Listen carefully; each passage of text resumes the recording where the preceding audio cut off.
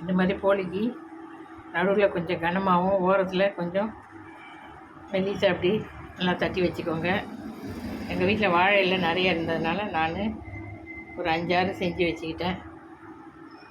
ஒன்றா போட்டு எடுத்துடலான்ட்டு. நான் இந்த மாதிரி ஒரு தோசைக்கல்லில் வச்சு 3 கூட போட்டு எடுப்பேன். இதில் 2, இதில் 3. உருண்டைகளை வச்சுட்டோம். கையை நல்லா தொடச்சிக்கிட்டு இதை இழுத்து மூடணும்.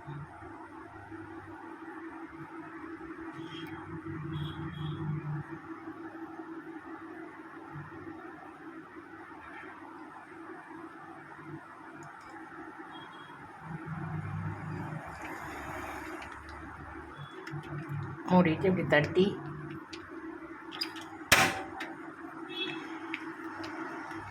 மேக்ஸிமம் மெல்லிசா தட்டிடுங்க. ஓரளவுக்கு தான் வரும் இந்த மாதிரி தட்டுறது. இப்போ பாருங்கள், காரப்பொடி தட்டி காட்டுறேன்.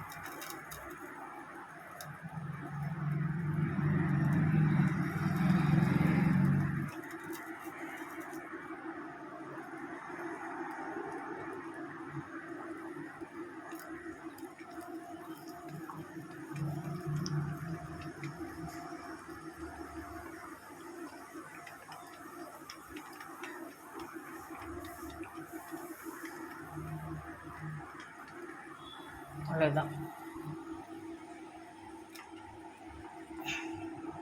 இப்போ ஆயில் ஸ்ப்ரே பண்ணிவிட்டு இதை போட்டு 2 பக்கம் திருப்பிட்டு நெய் தடவி இறக்கிடணும்.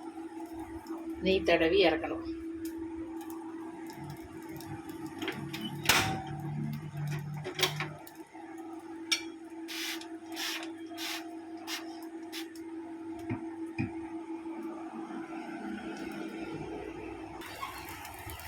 எப்பவுமே அடுப்பில் சுடுறது ஒரு பக்கம் ஓரளவுக்கு முக்கால்வாசி வெந்த பிறகு மைதா, கோதுமை, சப்பாத்தி எதுனாலும் ஒரு பக்கம் முக்கால்வாசி வெந்த பிறகு அடுத்த பக்கம் திருப்பணும். சும்மா திருப்பி போட்டால் ரஃப் ஆகிடும்.